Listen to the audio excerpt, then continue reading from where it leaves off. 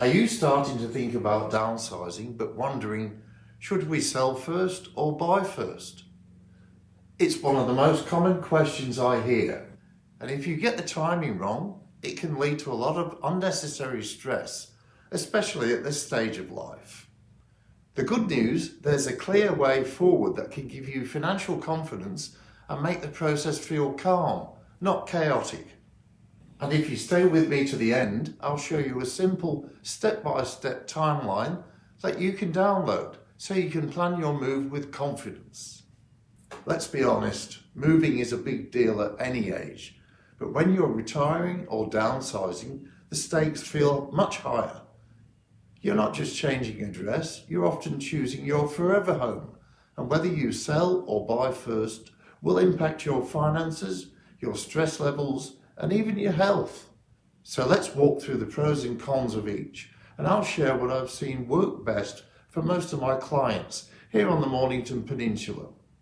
Let's start with buying first. The idea of buying first can feel safer. You've got your next home lined up, and it can feel exciting to have somewhere to go. But here's the catch. You don't yet know how much your current home will sell for. If the sale takes longer, you might end up holding two properties, and that can mean bridging finance, added stress, and financial risk. You may feel pressured to accept a lower offer on your home just to make it all line up. And I've seen this happen. The excitement of buying turns into the pressure of selling quickly, and it can take the joy out of what should really be a positive step. Now, let's talk about selling first. And this is what I usually recommend for downsizers. Why? Because it puts you in the driver's seat. You know exactly what you're working with financially. You have a clear settlement date to plan around. You're a much more attractive buyer when you go to purchase.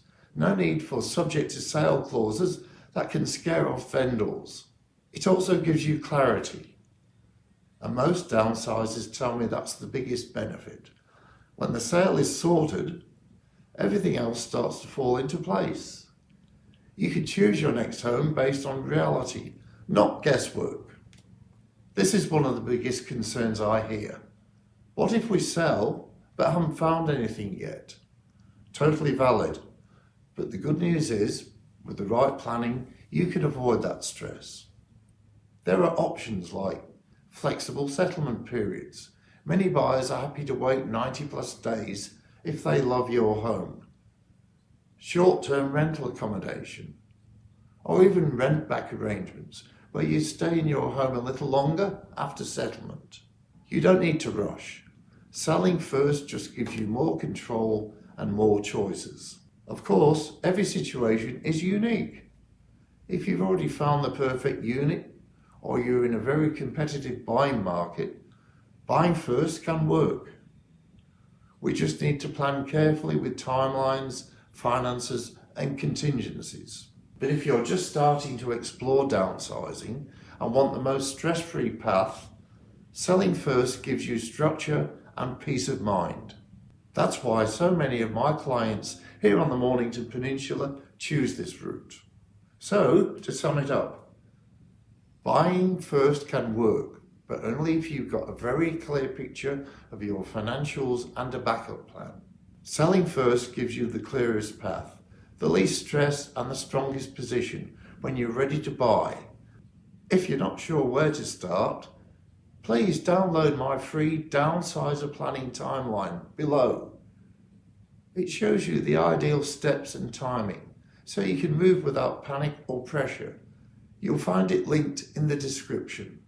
And if you're still wondering how to actually time your sale and purchase without ending up between homes, that's what I cover in the next video. Click right here to watch how to time your move when downsizing. It walks you through what to do first, how long things usually take, and how to create breathing space so you stay in control the whole way.